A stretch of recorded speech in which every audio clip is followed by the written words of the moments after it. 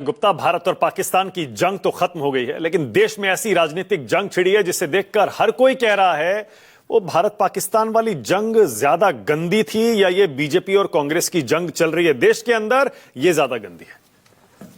Congress party विदेश मंत्री जयशंकर को मुखबिर और गद्दार कहती है, तो आज बीजेपी राहुल गांधी को साफ तौर पर मीर जाफर, गद्दार और यहां तक कि बीजेपी की तरफ से अमित मालवीय राहुल गांधी का आधा चेहरा पाकिस्तानी सेना के चीफ आसिम मुनीर के आधे चेहरे से बदल देते हैं। कहां जाकर रुकेगी ये लड़ाई? कोई तो हद होगी। देश आज ये पूछ रहा है। एक दूसरे को गद्दार कहना, एक दूसरे को पाकिस्तानी कहना, इस हद तक जाना। डिबेट बाद में, पहले जरा समझ लीजिए आज हुआ क्या है जिस पर अब आज पूरे देश में बहस छिड़ी हुई है। दरअसल बीजेपी ने आज दो पोस्टर जारी किए। पहले पोस्टर में लिखा वन एजेंडा और उसके नीचे राहुल गांधी का आधा चेहरा दिखाई दे रहा है और आधा चेहरा पाकिस्तानी सेना के आर्मी चीफ का, पाकिस्तान आर्मी चीफ का आसिम मुनीर का दिखाई दे रहा है और उसके नीचे दोनों की विचारधारा को भी एक ही बताया गया है। अमित मालवीय ने जब से ये सोशल मीडिया पर पोस्टर पोस्ट किया है, हम आपको दिखा भी नहीं सकते, जब से ये पोस्टर पोस्ट किया है बहस छिड़ी हुई है। राहुल गांधी के लिए इस तरह का बर्ताव बीजेपी क्यों कर रही है? बीजेपी के समर्थक कह रहे हैं आपने कौन सी कसर छोड़ी, हमारे विदेश मंत्री को मुखबिर और गद्दार कहा। बीजेपी का दूसरा पोस्टर भी देख लीजिए, उसमें कहा गया है राहुल नए युग के मीर जाफर हैं। राहुल को पाक सीमा से, यह भी पोस्टर है, इसमें भी दरअसल पाकिस्तानी सीमा से शहबाज शरीफ को दिखाया है और उनके कंधे पर चढ़े हुए राहुल गांधी को दिखाया है और राहुल गांधी पाकिस्तानी पीएम के चेहरे पर, कंधे पर चढ़े हुए भारतीय सीमा के अंदर झांक रहे हैं और पूछ रहे हैं हमने कितने एयरक्राफ्ट खोए और शहबाज शरीफ उनसे कह रहे हैं आस्क लाउडली, जरा जोर से पूछो। तो बीजेपी के दो पोस्टर राहुल गांधी को बाकायदा आसिम मुनीर और शहबाज शरीफ के एक तरह से समर्थक बताया जा रहा है उसमें। अब मीर जाफर, अमित मालवीय और बीजेपी मीर जाफर कह रहे हैं राहुल गांधी को। मीर जाफर कौन था? अक्सर आपने भी सुना होगा ये मीर जाफर हैं, देश के साथ नहीं हैं। दरअसल मुगलों के एक जनरल के तौर पर मीर जाफर को याद किया जाता है और मतलब विश्वासघात, गद्दारी का एक तरह से प्रतीक मीर जाफर को हमेशा से माना गया है। 1757 की प्लासी की लड़ाई में मीर जाफर अंग्रेजों के साथ जा मिला था और सेनापति होते हुए भी नवाब सिराजुद्दौला के साथ गद्दारी की थी और इसी विश्वासघात के कारण बंगाल के नवाब सिराजुद्दौला हार गए थे और अंग्रेजों के साथ भी गुप्त समझौता एक कर लिया था। अंग्रेजों ने बंगाल पर कब्जा कर लिया था और बंगाल का मीर जाफर को नवाब बना दिया था। बस ये याद दिलाने के लिए कि आखिर मीर जाफर था कौन। अमित मालवीय ने बाकायदा अपनी पोस्ट में लिखा क्या है, जरा ये भी समझ लीजिए। दो पोस्टर तो जारी हुए, उसके बाद अमित मालवीय लिखते भी हैं ये कोई आश्चर्य की बात नहीं कि राहुल गांधी पाकिस्तान और उसके हितैषियों की भाषा बोल रहे हैं। राहुल ने पीएम को ऑपरेशन सिंदूर की बधाई नहीं दी, जो स्पष्ट रूप से भारत के प्रभुत्व को दर्शाता है। वो बार बार पूछते हैं हमने कितने जेट खो दिए, कितने जेट खो दिए। डीजीएमओ की ब्रीफिंग में इस बात को संबोधित किया जा चुका है। उन्होंने ये नहीं पूछा पाकिस्तान के कितने जेट मार गिराए, वो हमसे पूछ रहे हैं कि हमारे कितने जेट गिर गए। भारतीय सेना ने पाकिस्तानी एयरबेस को नष्ट किया। राहुल गांधी के लिए आगे क्या है? क्या निशाने पाकिस्तान उनको मिलने वाला है? अब कांग्रेस पलटवार करती है बीजेपी पर। कांग्रेस बहुत ही नाराज है बीजेपी के इन दो पोस्टरों से और अमित मालवीय के पोस्ट से। कांग्रेस कहती है कांग्रेस दो व्यक्तियों के खिलाफ सिविल और आपराधिक कानूनों के तहत कार्रवाई शुरू करने जा रही है। जयराम रमेश लिख रहे हैं जो सत्य और शालीनता पर धब्बा है, जिनका रोज का काम है कांग्रेस नेतृत्व के खिलाफ द्वेष और झूठ फैलाना। कांग्रेस की जो सोशल मीडिया हेड हैं सुप्रिया श्रीनेत, वो भी कहती हैं Amit Malviya BJP fake news factory के हेड हैं। कुछ नेताओं को हिंदुस्तान से कोई मतलब नहीं है, उनकी बस वतन परस्ती पाकिस्तान के साथ है और यह दोष बीजेपी के डीएनए में है। इन्हीं के पुरखे अंग्रेजों की मुखबिरी किया करते थे। प्रधानमंत्री मोदी नवाज शरीफ का बर्थडे मनाने पाकिस्तान गए थे, याद दिला रही हैं वो। फिर रिपीट कर रही हैं जो 2 दिन से एलिगेशन कांग्रेस पार्टी लगा रही है जयशंकर पर कि जयशंकर ने सेना के ऑपरेशन की मुखबिरी की थी। इंदिरा जी की तरह दम होता तो सीज फायर ना करते। इधर मल्लिकार्जुन खड़गे भी लगे हुए हैं। खड़गे साहब कह रहे हैं प्रधानमंत्री मोदी कश्मीर इसलिए नहीं गए क्योंकि इंटेलिजेंस एजेंसियों ने उनसे वहां जाने को मना कर दिया था। यह आरोप पहले भी वो लगा चुके हैं। और सरकार ने, प्रधानमंत्री तो नहीं गए, खड़गे जी कह रहे हैं अपनी जान बचा ली क्योंकि इंटेलिजेंस से इनपुट आ गया था कि पहलगाम में कुछ हो सकता है, कश्मीर में कुछ हो सकता है, नहीं गए। लेकिन वहां पर्यटकों की जान खतरे में डाल दी क्योंकि इतने इंटेलिजेंस इनपुट के बाद भी कश्मीर में सिक्योरिटी नहीं बढ़ाई। तो एक तरह से जानबूझकर पहलगाम में आतंकी हमला होने दिया।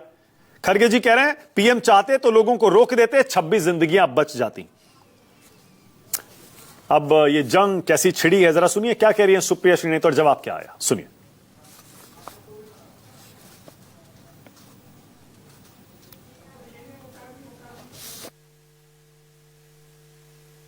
वो बीजेपी के फेक न्यूज फैक्ट्री के हेड अमित मालविया हों या बीजेपी के कुछ नेता हों या तमाम जो दोरुपल्ली के ट्रोल हों, उनको हिंदुस्तान से मोहब्बत ही नहीं है। उनकी वतन परस्ती पाकिस्तान के साथ है और ये दोष उनके डीएनए में है।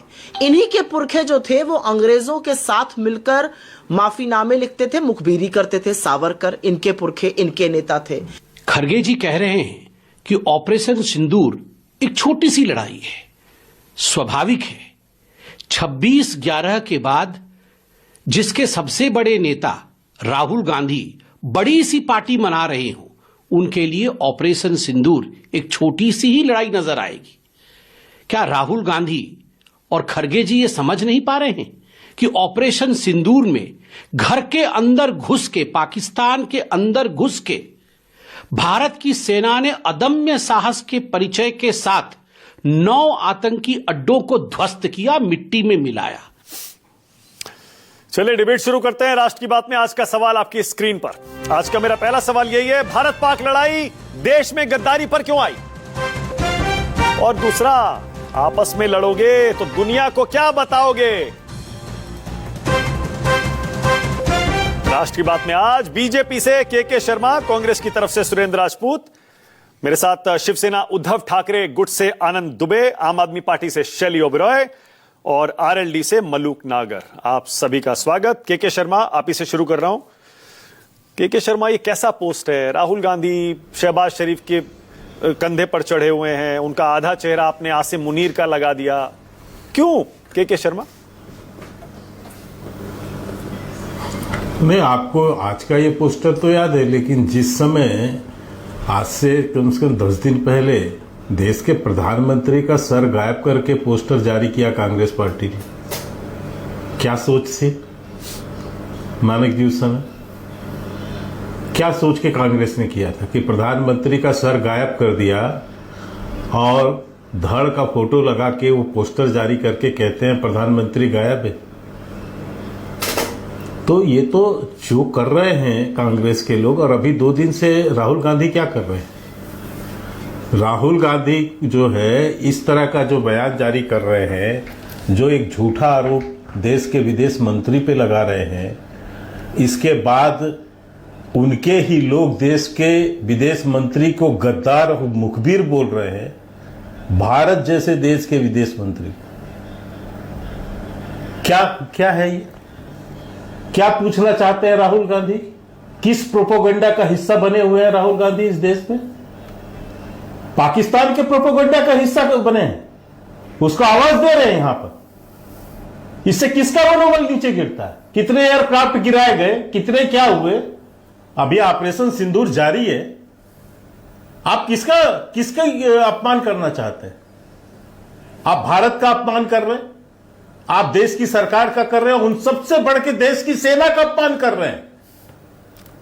राहुल गांधी को इतनी जल्दी किस बात की मची है? मानक जी, सच ये है कि ये जो विदेशी एजेंडा है भारत को नीचे दिखाने का, उन सब से कहीं ना कहीं लिंक, कहीं ना कहीं तार कांग्रेस पार्टी के जुड़ते हैं। और यह पहली बार देखने को नहीं मिल रहा।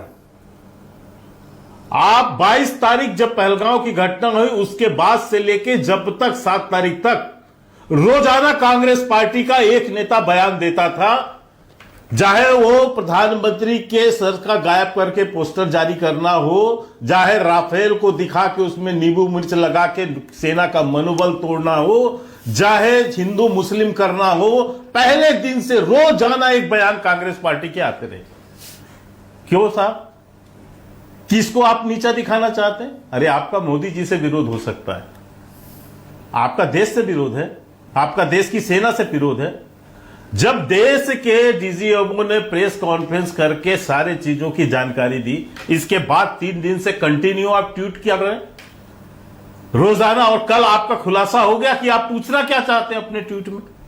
आपने एक झूठा आरोप जयशंकर जी से चालू किया और कल खुलकर आ गए आप पे कहने कि भारत की कितनी वो गिरी है, जबकि ये कहा जा चुका है, सेना ने भी बताया, सबने बताया, रक्षा मंत्रालय ने बताया कि ऑपरेशन चल रहा है, अभी इसका इफेक्ट पड़ सकता है, आपको पूरी जानकारी मिल जाएगी, आप इंतजार कर लीजिए। फिर किस बात की जल्दी हो रही? क्या जॉर्ज सोरेस, क्या चीन, क्या पाकिस्तान, कहीं दबाव तो नहीं है? जिस ढंग से चीन के जितने भी और उनके हथियार थे जो पाकिस्तान यूज कर रहा था, वो धाराशाही कर दिया भारत की सेना ने, और जिस तरह से चीन की बदनामी हो रही है, उसके सारे सैन्य सामग्रियों की पूरे विश्व के अंदर हंसी उड़ रही है कि क्या खिलौना बनाया था उन्होंने। क्या उससे तकलीफ हो रही है? क्या ये पैक्ट का हिस्सा है क्या चीन के साथ में कांग्रेस का? आज उससे इनको ज्यादा तकलीफ हो गई है। चीन तो अपनी सफाई दे रहा है, ये इसके पीछे की सोच क्या है? ये किसका दबाव है? Okay, all right, Surendra Rajput बोलिए। मैं यही तो कहना चाहता हूं आज, और गद्दारी और मुखबरी क्या होती है, बस मैं इतना करके अपनी बात समाप्त करता हूं। हाँ, गद्दारी मानक जी वो होती है जब भारत की सेना सीमा पर खड़ी है और झड़प चल रही थी चीन के साथ, उस दौरान में राहुल गांधी कहां पाए गए? चीनी दूतावास में रात को डिनर करते हुए। 3 दिन तक कांग्रेस ने डिनाई किया प्रेस कॉन्फ्रेंस में कि नहीं गए थे, नहीं गए थे, और तीसरे दिन चीनी दूतावास ने, राजनयिक ने इनका फोटो जारी कर दिया और बताया कि ये रात को आए थे। जब देश में, जिस देश से हमारा झड़प चल रहा हो, सीमा पे तनाव हो, उस समय जो है एक विपक्षी पार्टी का वरिष्ठ नेता चीनी दूतावास में जाता है रात को डिनर करने के लिए और फिर देश से झूठ बोलता है। ओके, सुरेंद्र राजपूत, इसको क्या कहेंगे? ऑल राइट, सुरेंद्र राजपूत, ये मैं आपके दर्शकों पे छोड़ता हूं विवेक पे कि वो तय करें कि ये गद्दारी है या नहीं। बोलते रहो। और ये ठीक है, दूसरी सुरेंद्र चीज राजपूत, कि ओके, आपके के शर्मा, दिए हुए सुरेंद्र बयान, राजपूत, एक-एक जब करके, वन बाय पाकिस्तान यूएन में जाके कोर्ट करता है राहुल गांधी के बयान को कश्मीर के मामले पर कि कश्मीर में जो है खून की नदियां बह रही है, मौत हो रही है, और एक झूठा प्रोपेगेंडा फैलाते हैं राहुल गांधी निकल के बैठक से बाहर। ठीक है, उसको ओके, UN अब सुरेंद्र राजपूत, ऑल राइट, अब रुक जाइए के शर्मा, अब रुक जाइए, ओके, अब रुक जाइए, ओके, सुरेंद्र। और ये सुरेंद्र भाई आपकी बारी है, और बताइए जरा, शुरुआत आपने की, के शर्मा कह रहे हैं, तो वो तो सिर्फ जवाब दे रहे हैं। जी जी जी, ठीक बात। अब मैं तो कहूं भारतीय जनता पार्टी से, भारतीय जनता पार्टी वालों, गद्दारी तो वो होती है जब हमारी सेना पूरे एडवांटेज पर खड़ी हो, जब हमारी सेना पाकिस्तान के 3 टुकड़े करने पर खड़ी हो, पाक ऑक्यूपाइड कश्मीर को अपने में लेने के लिए खड़ी हो, और बलूचिस्तान को अलग करने के लिए खड़ी हो, और 8 एयरबेस को तबाह कर चुकी हो, आतंकी अड्डों को तबाह कर चुकी हो। उसके बाद अचानक से किसी डोनाल्ड ट्रंप, जिसको howdy Modi, howdy Trump, Narendra Modi के दोस्त ट्रंप, नमस्ते ट्रंप, अब की बात ट्रंप सरकार जैसे चेलाही करने वाले लोगों से अचानक से जो है ट्वीट करके वो हमारी एडवांटेज खत्म कर दी जाती। गद्दारी ये होती है, और ये खाली देश के साथ गद्दारी नहीं, ये नस्लों के साथ गद्दारी है, और पूरी देश की आने वाली नस्लें आपको बताएंगी इस गद्दारी के बारे में। याद रखना इस बात को, गद्दारी ये होती है। गद्दारी ये होती है कि जब पठानकोट में 75 साल में कभी से क्या नाम आईएसआई हिंदुस्तान नहीं आई, आकर के उनको बैठा करके झूला झूला रहे हो, पानी पिला रहे हो, पठानकोट एयरबेस में आईएसआई को कर रहे हो।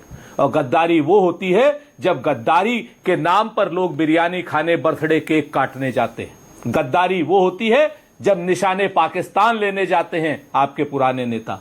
गद्दारी वो होती है जब जाकर के जिन्ना की मजार पे कहा जाता है कि जिन्ना सबसे सेकुलर आदमी है। लाल कृष्ण अडवाणी जिसको भारत रत्न देती हैं, गद्दारों को भारत रत्न देते हो आप लोग।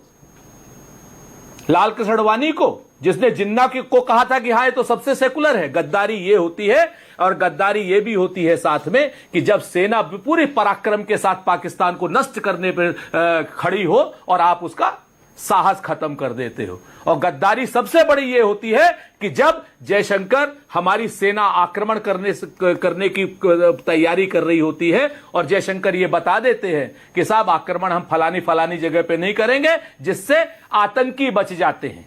आज की डेट में पोस्टर बॉय हो गए हैं जयशंकर पाकिस्तान के।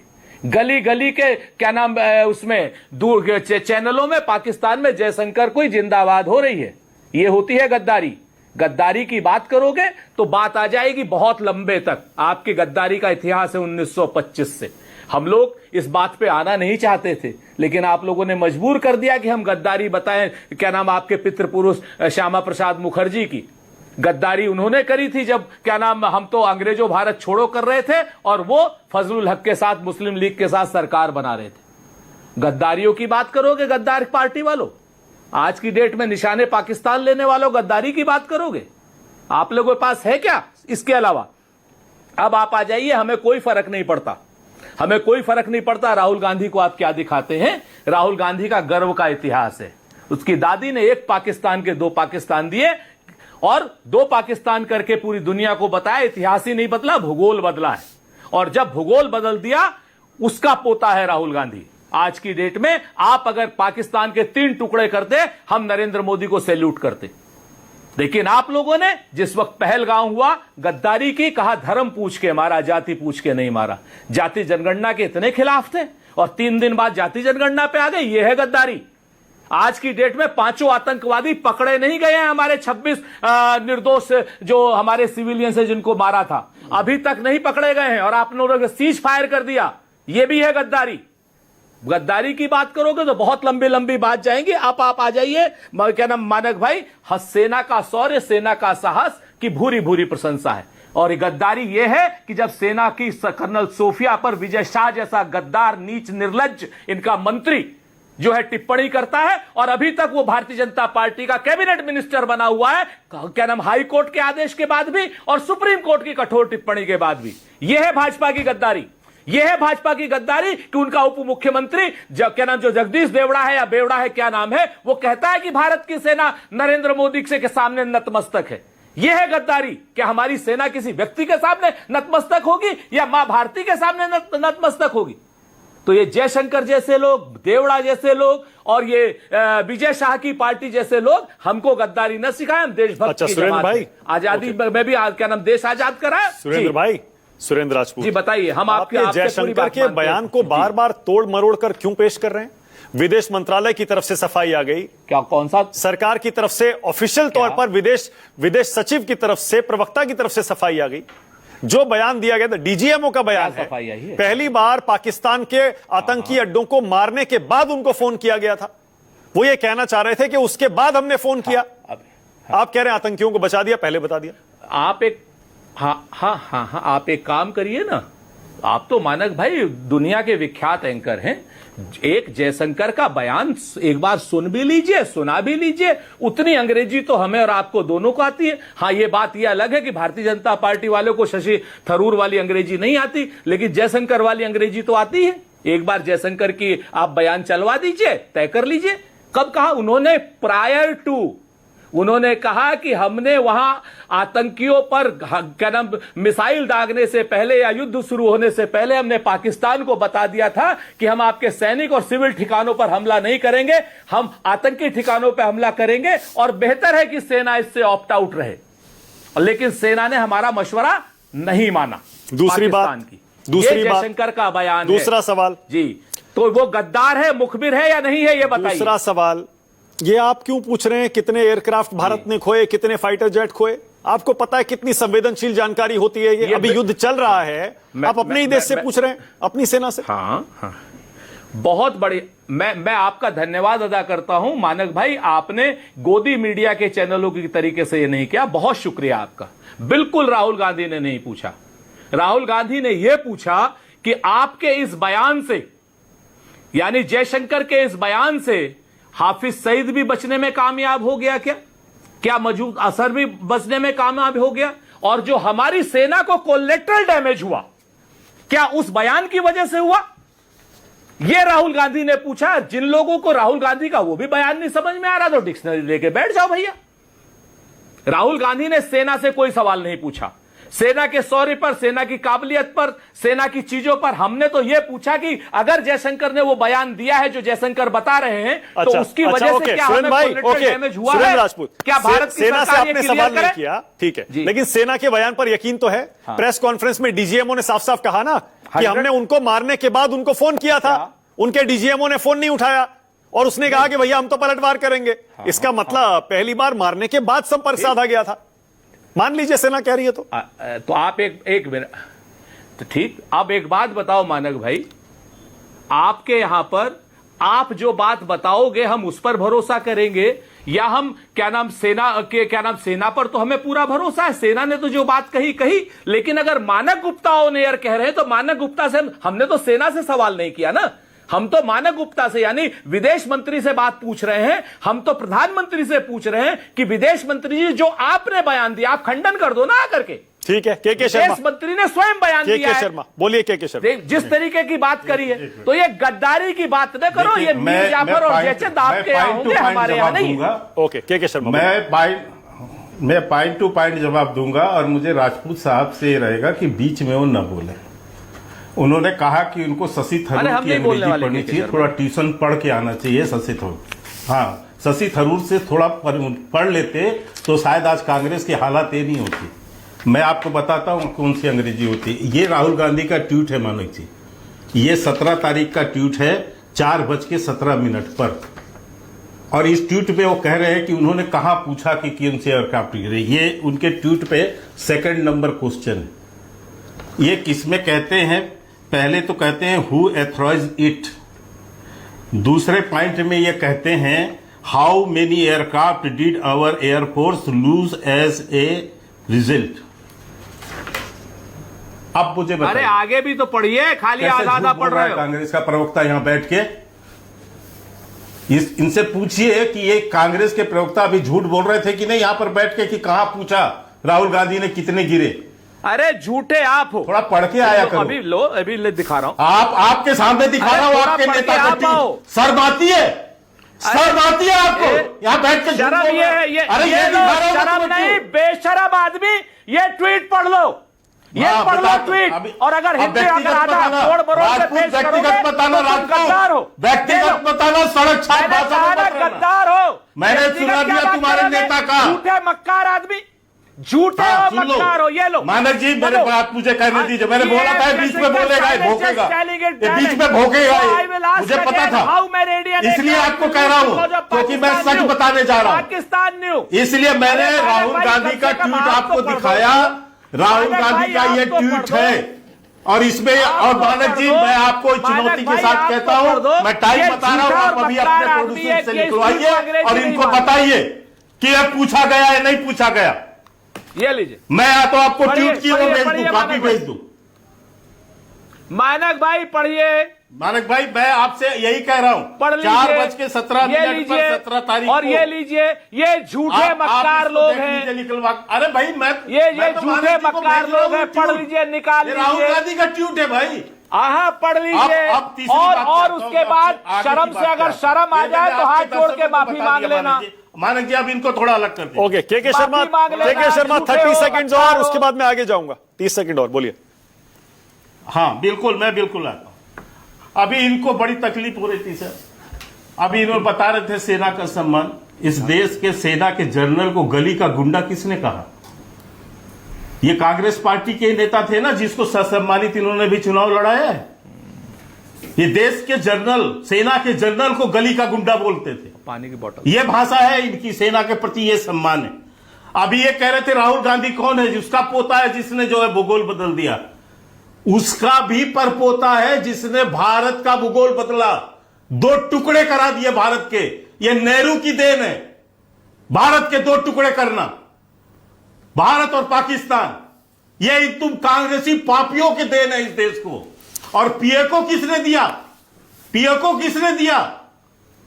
ये भी नेहरू की देन है। ओके, चलिए, उसी का परपोता है राहुल गांधी। ओके, सुरेंद्र राजपूत 30 सेकेंड्स, फिर आगे जाऊंगा। सुरेंद्र राजपूत 30 सेकेंड्स, 30 देश के सेकेंड। सब कुछ आते हैं। अब तीसरी बात आता हूं सर, तीसरी बात ये देखिए, राहुल गांधी का ट्वीट सुन लीजिए। लेकिन informing Pakistan at the start of our act was a crime. नहीं बोला इसको, सुरेंद्र भाई, सुरेंद्र भाई, एक सेकंड, पाकिस्तान सुरेंद्र राजपूत, एक 1 सेकंड, एक सेकंड, सुरेंद्र भाई, एक सेकंड रुक जाइए। के शर्मा 10 सेकंड और जल्दी से अपनी बात पूरी करिए, आगे भी जाना है मुझे।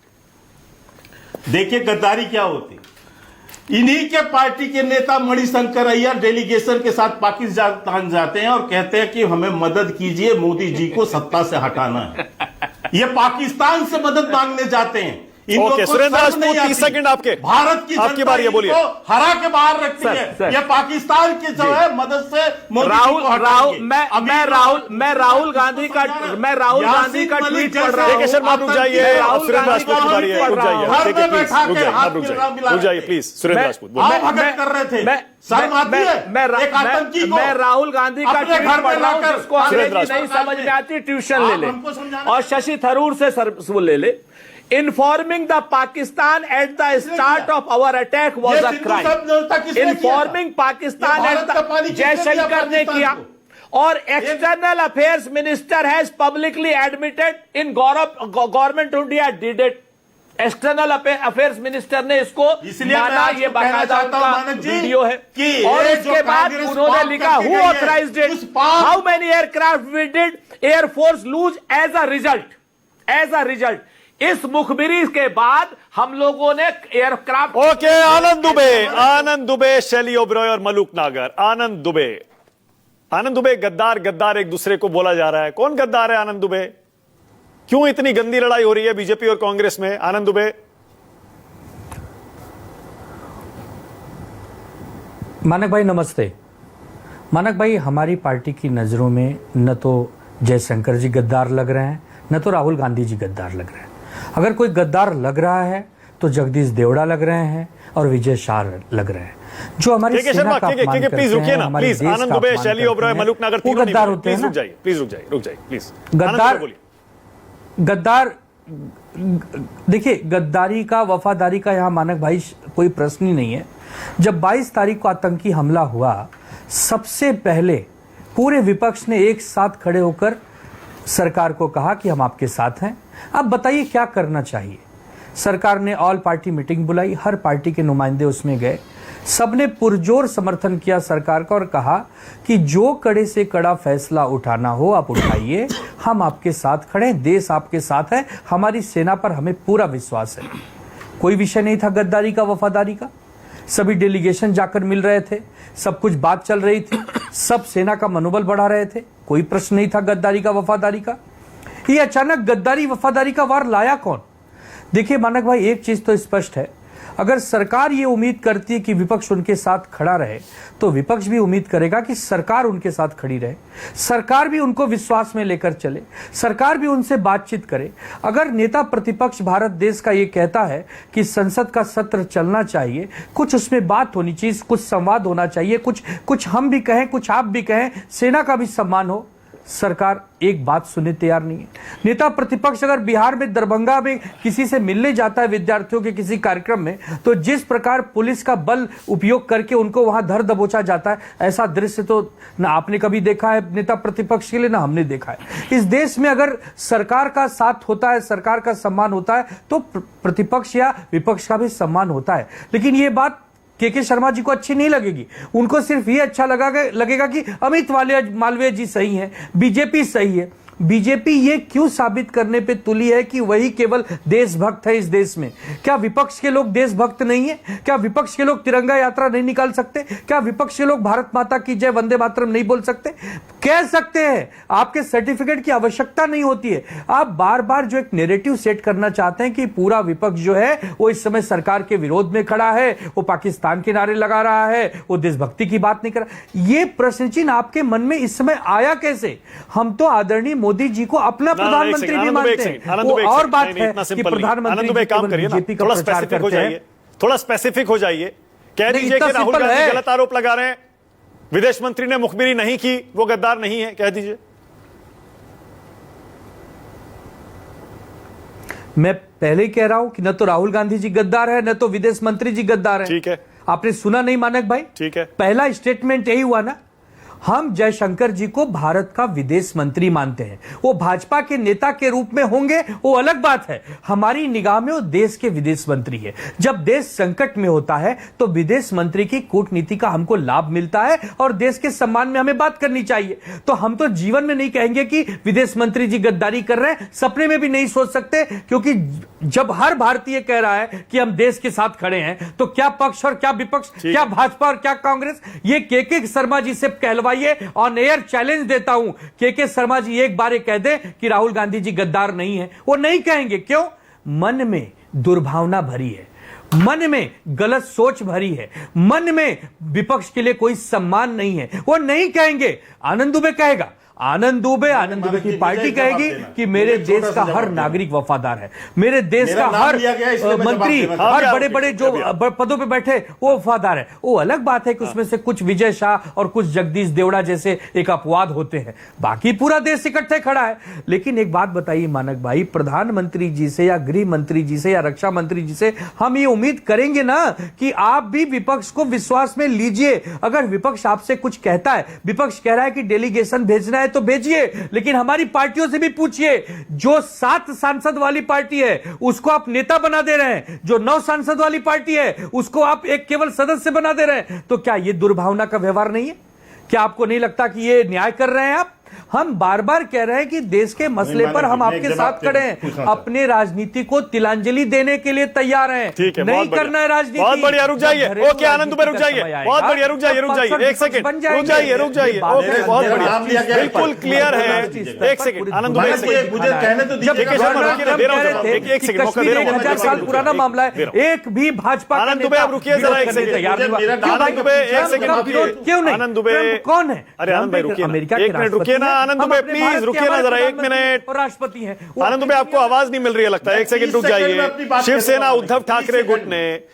उद्धव ठाकरे गुट ने बाकायदा एक्स पर आज पोस्ट करके ये लिखा है कि ये जो विदेशों में डेलीगेशन भेजा जा रहा है ये देश के लिए है और इसमें राजनीति नहीं होनी चाहिए। किरेन रिजिजू ने आज उद्धव ठाकरे को फोन किया, ये जो डेलीगेशन है ये आतंकवाद के खिलाफ है और हमने सरकार को भरोसा दिया है कि जो भी जरूरत पड़ेगी हम करेंगे। हमारी तरफ से प्रियंका चतुर्वेदी जी इस डेलीगेशन में हिस्सा लेंगी।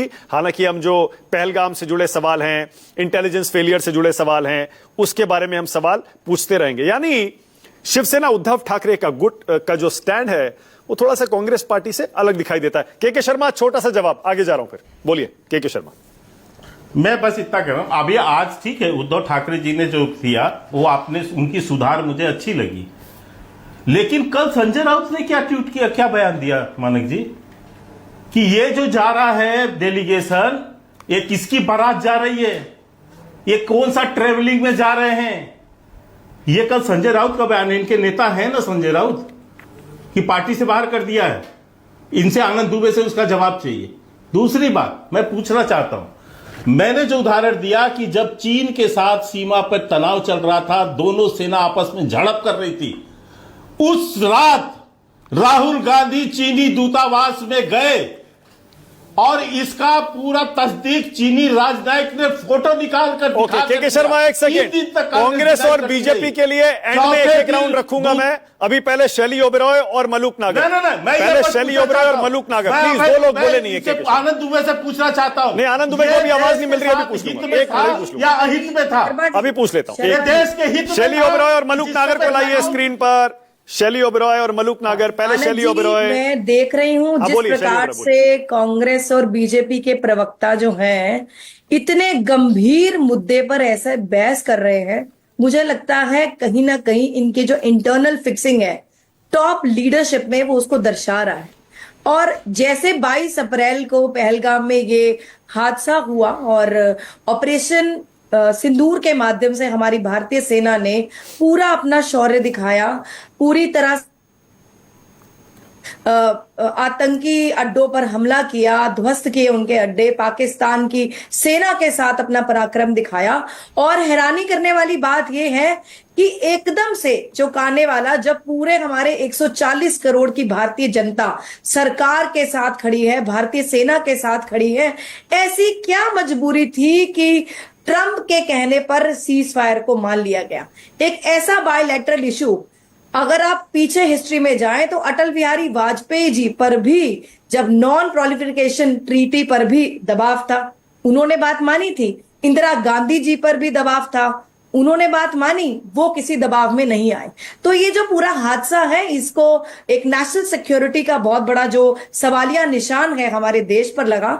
और भी बहुत सारे सवाल हैं, जैसे आईएमएफ से फंड मिला, सीज फायर को क्यों माना गया, वो आतंकवादी पकड़े गए या नहीं पकड़े गए।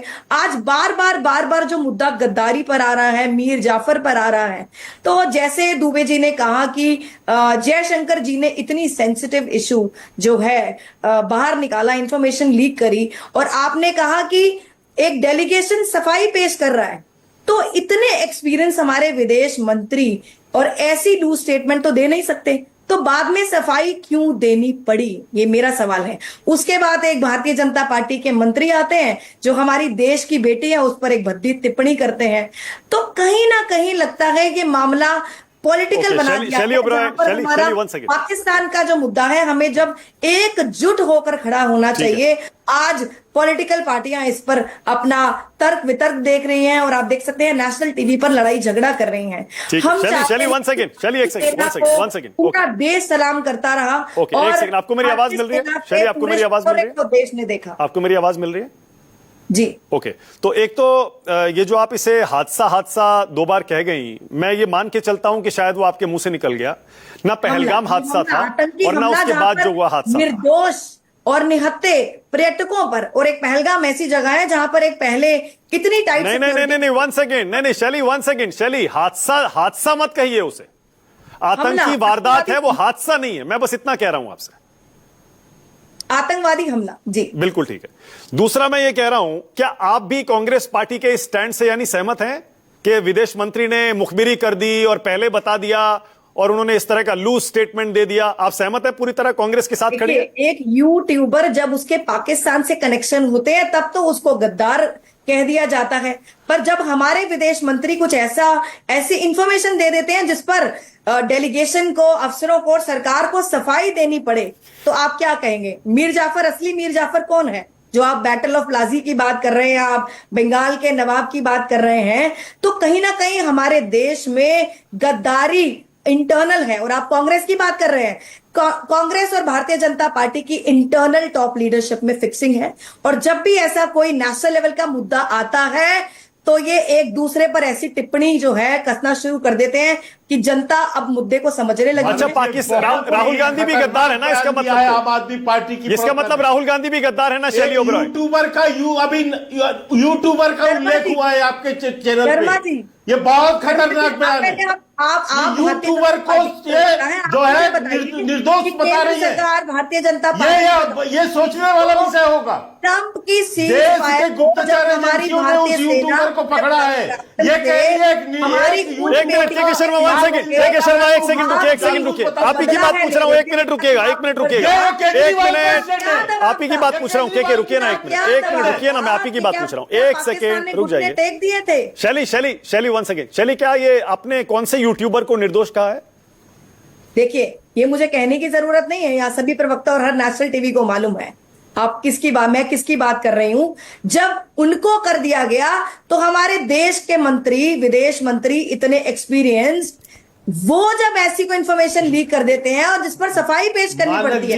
नहीं, और ज्योति ऐसे मल्होत्रा को आप निर्देश तो नहीं बता रही है ना। पहली बार बने मंत्री हैं, ज्योति मल्होत्रा को निर्दोष तो कि शैली ओबरॉय ज्योति मल्होत्रा को निर्दोष बता रही है क्या? केजरीवाल जासूसों के समर्थन में उतर रहे हैं, केजरीवाल की पार्टी। शर्मा जी, आप सीज देश फायर के जासूसों के समर्थन में उतर रही है केजरीवाल की पार्टी। तो सीज फायर को बहुत दुर्भाग्यजनक बयान दिया है अभी पकड़े आम गए, आदमी पार्टी के बेटियों का, उन बहनों आम का। आदमी पार्टी ठीक है, प्लीज एक एक करके शर्मा प्लीज रुकिए ना एक मिनट। ऐसे ना मैं कुछ समझ पा रहा हूँ ना दर्शक कुछ समझ पाएंगे। एक एक करके वन बाय वन। एक मिनट, शैली ओबरॉय, शैली प्लीज, शैली एक सेकंड थोड़ा सा क्लैरिफिकेशन दीजिए। शैली ओबरॉय प्लीज। शैली ओबरॉय, के शर्मा पूछ रहे हैं और अगर मैंने भी सही सुना तो क्या आपने यूट्यूबर ज्योति मल्होत्रा को निर्दोष बताया क्या? नहीं, मैंने ऐसा नहीं कहा मानक जी, मैंने ऐसा नहीं कहा। ओके, हाँ जी। तो क्या कहा आपने ज्योति मल्होत्रा के बारे में? अगर एक यूट्यूबर को भी जब सारे तथ्य ढूंढे जा रहे हैं, उसको गद्दार बोला जा रहा है, तो हमारे विदेश नहीं, आप पलट रही है इस बयान से, पलट रही है। मानक जी, मैं बताता हूँ क्या बोला इन्होंने कहा कि एक यूट्यूबर का पाकिस्तान के किसी व्यक्ति से बात करते हैं उसको जो है मलूक नागर को लाइए जरा, मलूक नागर को लाइए। मलूक भाई, आपका वीडियो मुझे अच्छे से नहीं मिल रहा था, अब शायद ठीक दिख रहा है। जरा बताइए मलूक भाई, ये गद्दार क्यों शुरू हो गया? कौन होता है गद्दार और कौन नहीं है गद्दार? देखिए, हमारे साथ जो राजनीतिक पार्टी हैं, जो सो कॉल्ड इंडिया गठबंधन की सबसे बड़ी पार्टी कांग्रेस और उसकी साथियां हैं, और जो पूरे वर्ल्ड में आज हमारे देश का जो नाम है, और गद्दार आदि शब्द, मक्कार और लुच्चे नीच जो शब्द राजपूत जी ने कहे हैं, ये क्या सिद्ध करना चाहते हैं कि हम पाकिस्तान वाले लोगों की तरह हो गए हैं भाषा में भी।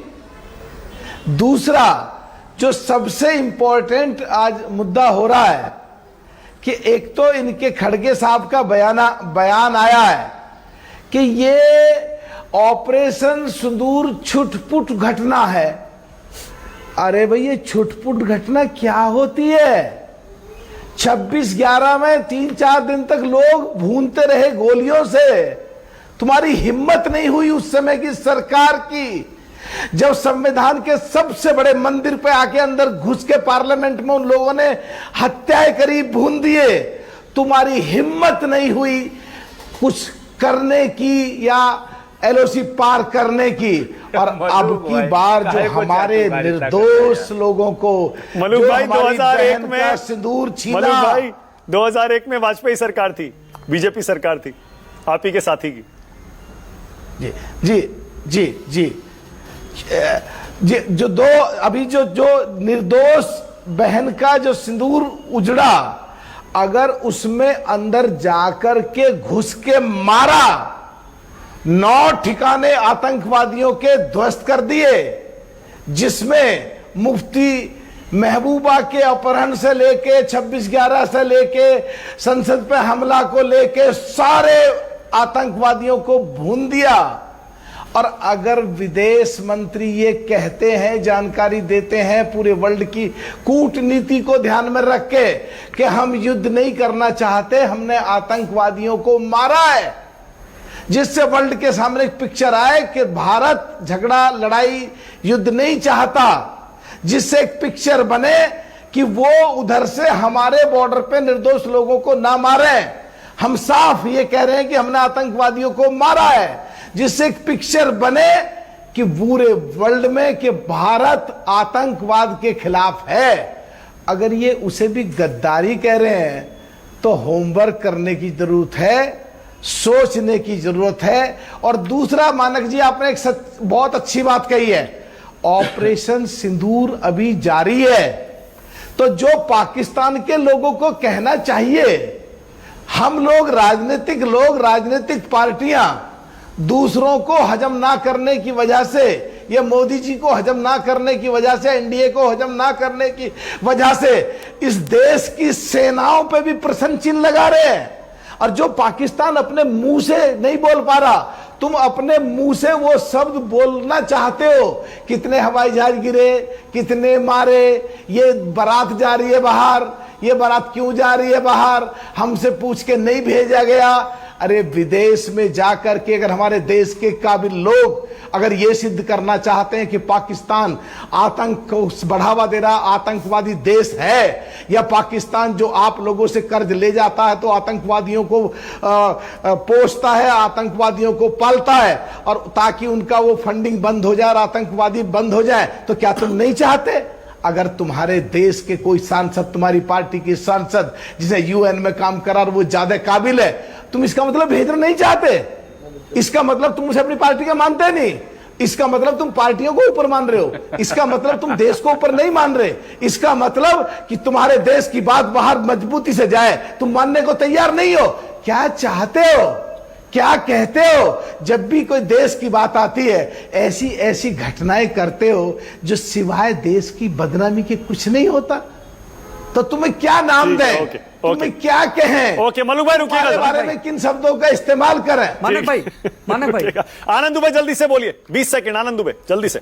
मानक भाई मेरी आवाज कट गई थी, मुझे थोड़ा मौका दीजिए। नहीं पहले आपकी आवाज पूरी गई है, डोंट वरी, पहले आपकी बात गई है, काफी गई है, अब आप 20 सेकंड में बोल सकते हैं क्या कहना, जल्दी से। आनंद भाई आप पहले भी ज्यादा बोले हो, मानक भाई आप पहले भी ज्यादा बोले हो, धन्यवाद देता हूं। ये बारात जा रही है विदेश में, अरे यार ये इस पे क्लियरिटी दे दो मलुक भाई, ये बारात जा रही है या एमपीओ का आपने हमारा एक समूह जा रहा है देश की छवि अच्छी करने के लिए। मलुक भाई शांत हो जाइए। सबसे पहले तो आपको धन्यवाद। अरे यार बाराती हो, आपने कहा बाराती है, आपके नेता का बयान आ गया, दोनों के समय में सरकारों की निष्क्रियता थी, इसके लिए आपको बहुत बहुत धन्यवाद। दूसरा, अच्छा सुनिए पहले सुनिए मानक भाई प्लीज मुझे संरक्षण दीजिए।